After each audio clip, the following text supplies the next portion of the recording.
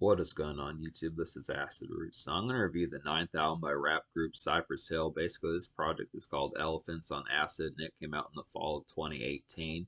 Now, this is a pretty megaton hit album here, I'd have to say. This is an album that was 8 years in the making for the longest while. After their 2010, their early 2010 album, Rise Up, Cypress Hill really didn't do anything for most of the 2010s.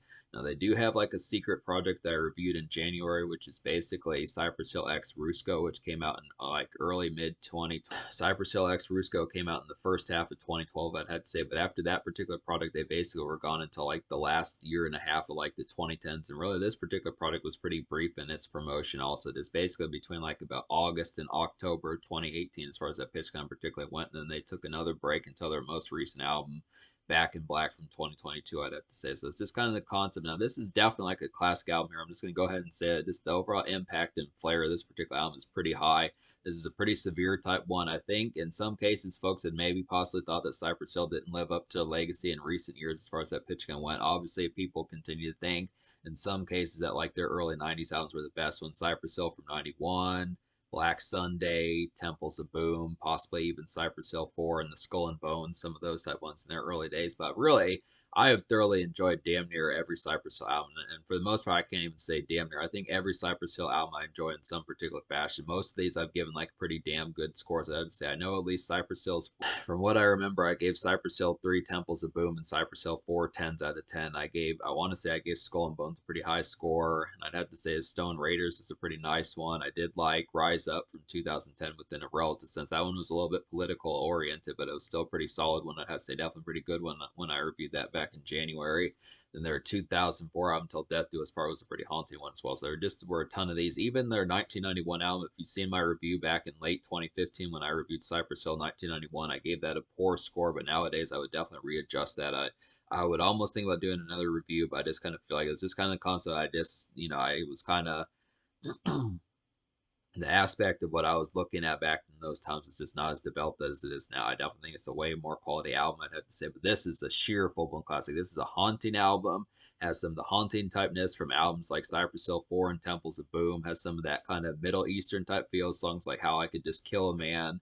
Some of those type ones, and Hand on the Pump from like Cypress Hill 91, some of those type pitches, even though Hand on the Pump is this full blown Middle Eastern, still kind of a summer type one. So this is just a great album. If you definitely are trying to smoke, there should be no reason why you wouldn't smoke this particular album. It's just chock full of these smoking songs just left and right. But it's kind of, this album has some wanderlust about it, I'd have to say. So it's definitely not just the wanderlust of just going to Walmart, getting some Swishers, getting a bottle or something like that, just some of those type things. But definitely like the concept. Definitely like the concept of like plane travel, not just within the United States or something like that, but like going to like Egypt or Saudi Arabia, some of those type places, going to like a head shop way out there, some of those type pitches where there'd be camels and some of those type things. Just real kind of international type stuff here, just within the concept. I do like the concept of it in particular. It just has a lot of appeal. Just definitely has a pretty global type feeling, just a bigger concept than just smoking joints in your backyard, I'd say, but it is pretty good concept for that, I'd have to say. There's like a lot of distortion about this particular album, I'd have to say. It's just a great concept to kind of get some of this in particular, I'd have to suppose, but a lot of it is pretty gaslit. It combines like the social moments on here, they're interesting because it just doesn't feel like you're going to like a head shop kind of nearby locally, some pitches like that, just picking up like picking up some 40 ounces, some pitches like that, just at like a gas station, some of those type fares. It just feels a lot more ghastly, and just overall the distortion behind it, being stoned to some of these type songs, is just off the chain in terms of what they did. The emphasis for how this came out in late 2010s, I would definitely have to say this is probably one of the best rap albums of the 2010s, just especially past like 2015. I would say this, the emphasis about this one, I think you can tell I'm probably going to give this album a 10 out of 10, but it's just the execution of this particular album. This whole album is produced by DJ Muggs, which is basically like Dr. Dre. This whole album being produced by longtime producer DJ Muggs is like a whole Eminem album being produced by Dr. Dre. I'd say it's the same emphasis. The way Dr. Dre produced the whole Relapse album is kind of the way this particular album is. This is like Elephants and Acid would kind of be like Cypress Hill's kind of Relapse, I'd have to say, just because DJ Muggs normally routinely knocks out Cypress Hill production. So definitely getting him back on this particular album was a treat. I'd say just an excellent concept. A lot of these, just every production on here pretty much damn near is classic. I'd say in particular, especially for the late 2010s type variant, I suppose. So it's an excellent concept. There were 4 singles off this particular product. Once again, it was pretty off to the wayside. This kind of came and went. It didn't stick around that wholesomely, but I would have to say it's still a pretty beefy album. This is one of the bigger Cypress Hill albums. It almost feels like a double album in certain senses, but it has a lot of quality about it. But yeah, this album had some promotion, and one of the songs that's a single is actually an interlude, which is still pretty dope concept. So I recommend all 4 of the singles. We'll go ahead and get to some of these. The first single is Band of Gypsies. I'd have to say this is a real nice one. This is like a worldly kind of Middle Eastern smoke heavy exotica of a song. I'd have to say in particular, great concept for that. It's like a late 2010s rendition of How I Could Just Kill a Man, some of those type pitches. If you like that Middle Eastern type feel of How I Could Just Kill a Man from way back in 1991, this is an excellent type concept to get here. It's really smoke heavy type stuff, this headshop type materials and pitches like that. It's really emphasized and just nails it extremely well. This is a great concept for that. Some hangout type fare, but this has a very supreme type notion about it that just beefs it up a bit. Not quite just local corner store type stuff, but just the concept of just having a little bit more budget behind it, and just the emphasis of just like the supremeness of it. It's a real great concept. The second single is Muggs is Dead, and this is a pretty nice one. Now, this is not a technical song, but it is like a nice interlude that works extremely well. I'd have to say great instrumental here. This is a clever concept. I would have to say in particular, really appreciate this one. This is like a circus-like kind of backwash deposition about this song. I'd have to particularly kind of say. This is just like some dreary kind of town hall malaise, I would definitely feel like, and this is just a great one for smoking, I'd have to say. So the emphasis behind this, there's some ones on here that just kind of feel like circus and carnival type fairs, pitches like that. You've been hanging around like carnival folk that just are like traveling circuses, some of those type things, sort of music that you would have heard back in like the 1930s, 1940s with like the Ringleader Brothers and some of those type things. It has some of that haunting type pitch. It's really haunted clown type stuff. I'd have supposed an interesting kind of theme to kind of have for some of the stuff on here. There's at least 3 or 4 songs that kind of have that particular pitch, like the third single, Crazy, is one of those examples I'd have to say. But this is a pretty nice one. I do like the concept of this particular type song. It's real haunting type emphasis. But the thing about it, for a title like Muggs is Dead, it's really not as like sheer full blown ghastly as like you think it is. This is pretty it's just pretty typical, and like the sound that kind of goes along with this, just a standard kind of. I mean, it takes it back probably to like I said, like the 30s, 40s, something like that. It's just kind of creepy in like the aspect of how it does it, but it's really not creepy in terms of like the overall production fare if you would listen to some of this. It's just the creepiness factor is just about the lackadaisical kind of manner as to like the emphasis of like the song. That's this kind of thing. It's just an interesting concept. This really kind of feels typical like in the format, but just the old school typeness of here of just like 6, 7, 8 decades ago just really feels kind of relatively just creepy like I suppose. An excellent concept to kind of get that. Crazy is the third single. This is another one that's pretty similar. Like I was saying, this is similar to Muggs is Dead. I'd have to say there's some other ones on here that like that. We'll get to those, but Crazy is a pretty nice one. Initially, when this album came out, I didn't appreciate this song as much, but I definitely appreciate it now. It's like a completely dizzy, high as shit type tune, I'd have to say in particular. This has like a great emphatic kind of smokage fun. This song particularly gives off just a great concept for that, and this is definitely like the song is definitely like a get stoned kind of city traverse of a song I'd have to say in particular, and this is just a great one to get some snacks. So it's just a concept of just getting some of these out and about. This is really like you really want to get tore up to some of these type of songs if you're going out and about. If you're just with your buddies, pitches like that, you're going to pick up some Pizza Hut, some of those type things, just going out and about on the town, going to Little Caesars, some of those type pitches, just getting some snackage, just being going to shopping malls, some of those type fairs. I would say it's just some great concepts to kind of appreciate the sound. I mean, once again, this is kind of more in like the 30s kind of circus traverse type stuff as far as that particular kind of goes. But I do like the emphasis of this. Just an interesting pitch that Cypress Hill kind of went with this and just made it so haunting and just overall emphasized as far as getting really fucking stoned as far as that would kind of go. And then if you're missing more vintage kind of Cypress Hill, I feel like Locos is the force. I feel like Locos, the fourth single, is a pretty nice one for that. Just a great pitch to kind of get this one overall. This is like a glaring kind of vintage Cypress Hill darkness of a song I'd have to say in particular. It's like a late 2010s update of like haunting temples of boom type sound that particular had from 1995 and the mid 90s that I'd say. And this is a pretty dope one. So it's a good concept. This real shrill type one. Just overall the emphasis, the execution behind it. This just feels like 2000 Cypress Hill with a little bit of mid 90s in there, just with the hauntingness of it. Just typical kind of dark type fare. Temples of Boom, some of that type stuff.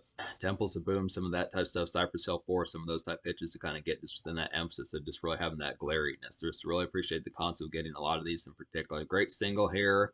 The chorus is pretty awesome too. They really knocked that one out of the park. Really feel like the emphasis behind that one is really the way that they say in Espanol is just pretty haunting. Just really appreciate the concept of that one in particular. It's just a real shrill type one. If you're bilingual, it's just even more the emphasis is even better, just being able to have that concept. I really appreciate the chorus on that one. Just what I have to say. So yeah, I would say there's 17 songs on this particular album. There's actually 21 songs on here, but minus the intro, which I guess I could say there's 18 songs on here because there's 3 intervals that I'm not going to count just because those are just kind of oddball type ones. Didn't really, I'm not going to count those towards the score. But out of 18 songs, I wound up recommending 14. But I'm not going to count the intro just because the interludes are not going to be slashed as much. I kind of feel like, for the most part, knocking out all the interludes and those type songs, I'd say there's probably about maybe 15 type songs. Just being able to say, like, there would actually be 13 songs on here, not counting like the interludes. So there's really only 2 songs I don't recommend out of the standard song edition, out of those 13 songs that are actually songs. And those songs that I don't recommend would just be Stairway to Heaven and Insane OG, which even those have some pretty relatively decent. I mean, at least Insane OG, that one has a really terrifying, just overall shrill type production. Just what I'd say, it's a real creeping type one. Really appreciate the concept of it. But Stairway to Heaven, that the only particular concept of that one is just the fact that, considering like the title of the song, something like that, I kind of felt like that would have been like a real ghastly type one, something that would have been real emphasized and just nailed pretty well. But just the execution of that one was like one of the few, just complete few songs on this project that didn't knock it out of the park in some fashion as far as like the overall just compellingness of it. But the reason why I didn't recommend Insane OG is just because it's kind of a brief song. I do like the concept of it being a brief song, but I don't know, just the overall shrillness of this particular one was just the overall shrillness of this particular song. I just didn't vibe with quite as well as some of these other ones. I kind of feel like it was just like a worse rendition of Locos, some of those type pitches. I mean, it almost, I feel like the creepiness factor of this particular song is off the scale as far as that particular kind of goes. It's up there with Warlord and Locos and some of those type ones and Blood on My Hands again, but it just didn't quite nail it quite as well. And I think it probably should have been a lengthier song as well. There's a lot of kind of dilly-dallying on this particular project. This is a pretty experimental type project on here. Some of these interludes do work pretty well. Like, I feel like Elephant, Acid, and The Fifth Angel are some really excellent type ones that Cypress Hill really didn't do that stuff before. So it's an excellent concept to get some of these. And Muggs is Dead is another excellent type one that's an interlude that works pretty well. So some of these kind of experimental type songs that are not necessarily songs but have some good production fare on there just really work real well and add to like the overall package. I feel like without these, I question if it probably would have been a 10 out of 10 either. It probably would have been a 10 out of 10 anyways, but just what I'd say is just some extra execution that works pretty damn well. So that's the concept.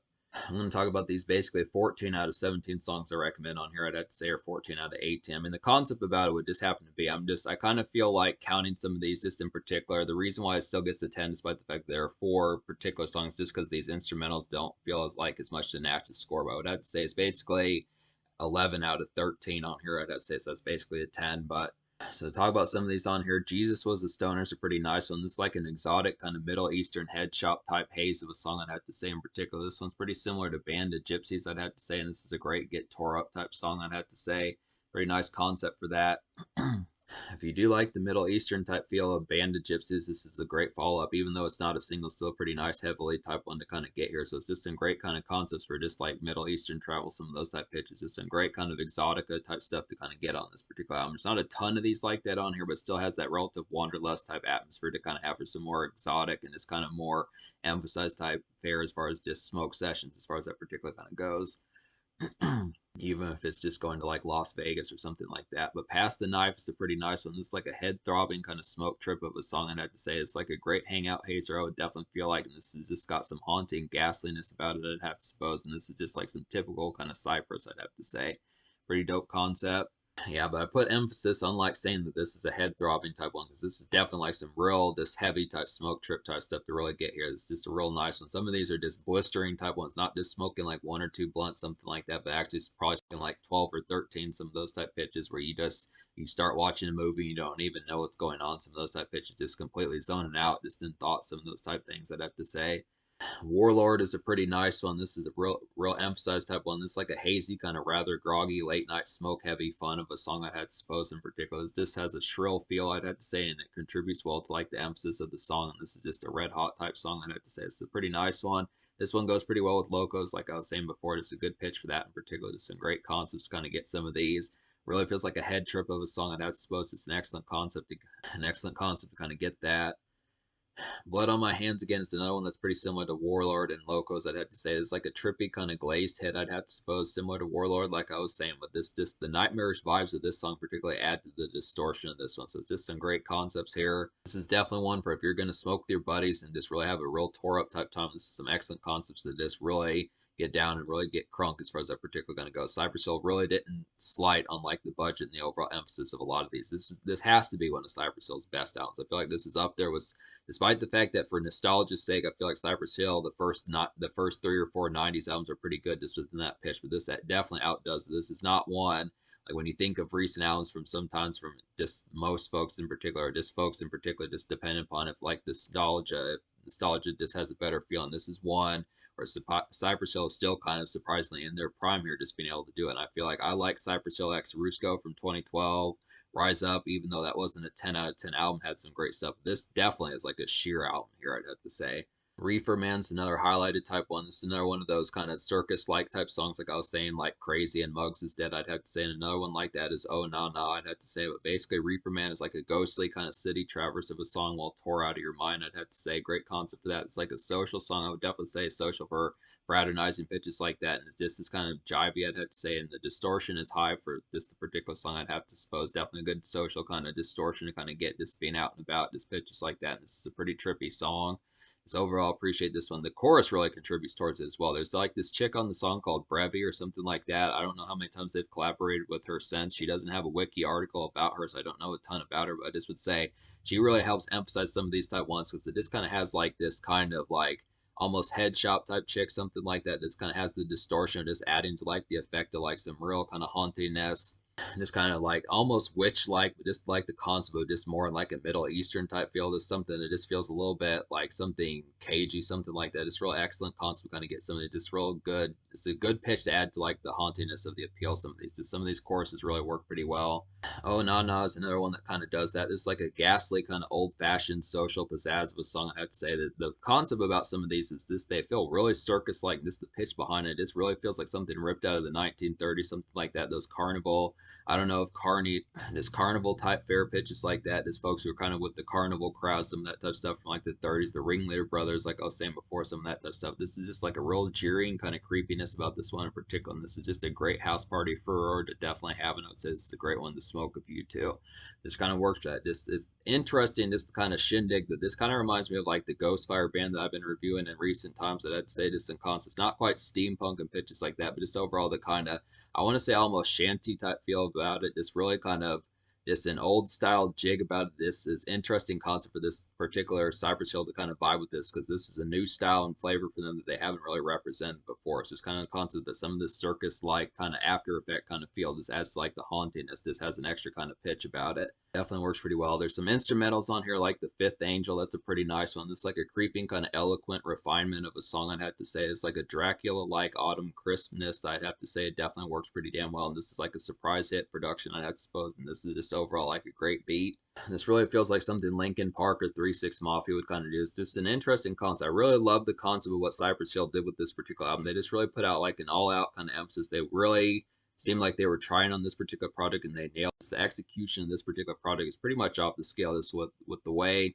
just with the way and the effort that kind of went into some of these, and just the fact that they were nailed on the head and just added to the overall ghastliness, just right down to the album cover and the overall aesthetic of this particular production fair overall. And even the lyrics on here just really convey some of that crisp kind of creepiness, this factor about it. So some of these are just real good.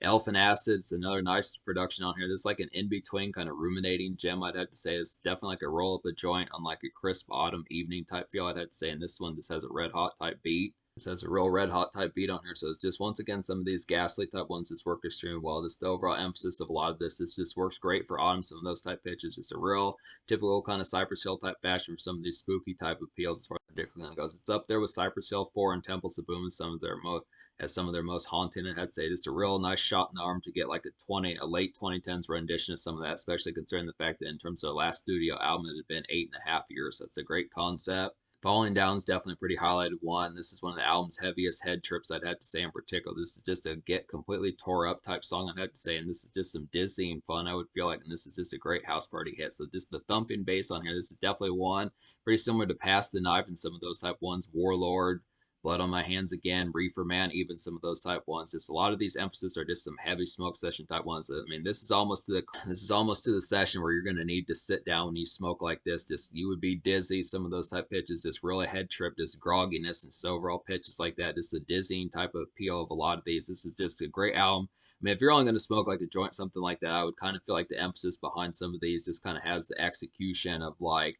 I mean, it works quite well, but I just feel like the concept, the real powerful emphasis about this is just really not just having like a 2 or 3 out of 10 night. If you're trying to, I mean, obviously, if you have work the next day or you have responsibilities, some of those type pitches to not, just get those responsibilities done. But within the concept, when you have 3 or 4 days to kind of spare some pitches like that, it's a great concept to kind of just really enjoy some of these moments and just kind of have the concept because this, I mean, the production fare and the overall sonically appeal of this particular album is just really off the scale. They just really went in, the budget on here, the lyrics, the delivery, all that type of stuff just really works extremely well. It's just a very ghastly type album that just even despite the fact that 2018 is basically 6 years ago, I'd have to say the concept of a lot of this still has a pretty powerful overall vibe about it. So it's just a great concept. I'd say Put 'em in the Ground is like a brooding kind of night creepiness of a song. I'd have to say like a zone out and kind of ruminate type tune to get while stoned, distant like the after hours. I'd have to say, and this is definitely like a zone out kind of ruminate type tune while stoned. I would have to say in particular, great concept for that. And this is just like some after hours kind of unwind. So this is one of those ones. If it is local type pitches, as far as that particular kind of goes, just walking to Taco Bell, getting like a quesarito or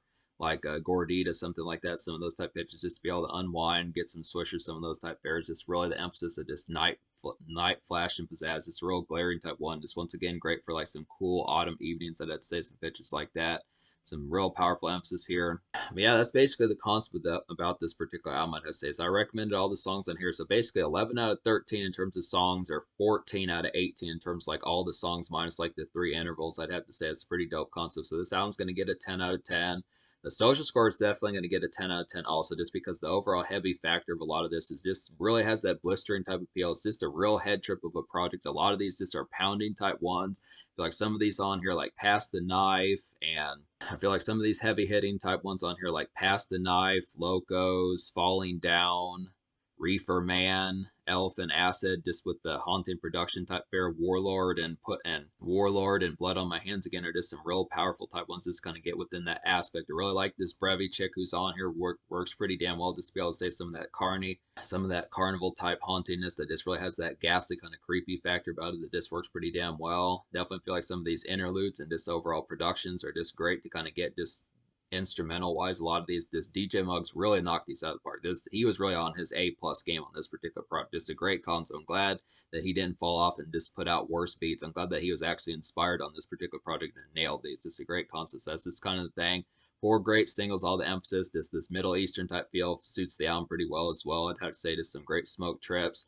In terms of the social score, like I was saying, I think I just said the social score, not really sure, but the social score basically gets a 10 out of 10 just because the emphasis about some of these, just whether just being stoned as hell, going out and about, and just having some of that traverse of just the wooziness factor and the dizziness factor, some of this head pounding type stuff. Guarantee you could probably eat like a whole pizza just by yourself, just listening to some of the smokage type fare of some of these type songs that I'd say. Just a great concept. The night traverse, some of those type fares, even traveling, going about to like Europe and Eurasia, some of those type places, just traveling just more so than just locally. If you do have some wanderlust, it's a great album for travel. I'd have to say some great concepts, just doing it within legality, I'd have to say, but just the concept of just being able to post to some excellent type concepts kind of get. Really appreciate the concept of a lot of this. This is just another notch. This is just another classic notch in Cypress Hill's belt with so many other classics that they've kind of done. So this album doesn't slouch, I'd have to say. It really is Cypress Hill inspired, and they just managed to nail it after taking not just taking 8.5 years off minus Cypress Hill X Rusco, but then also on top of that, supposedly not having some classics out of their previous few albums, I'd say. But I feel like a lot of those were pretty damn good. But that's this kind of concept. In terms of the future, like Cypress Hill's most recent project is from like the spring or so of 2022, which I'm going to get to that one down the road. I'm going to start reviewing some projects from 2022 and some of those type years, I'd have to say. But that's the most recent project, so we'll see what happens after that. But basically, this is a classic, I'd have to say. It's just a great concept, really inspired Cypress Hill, and it's easy enough to recommend.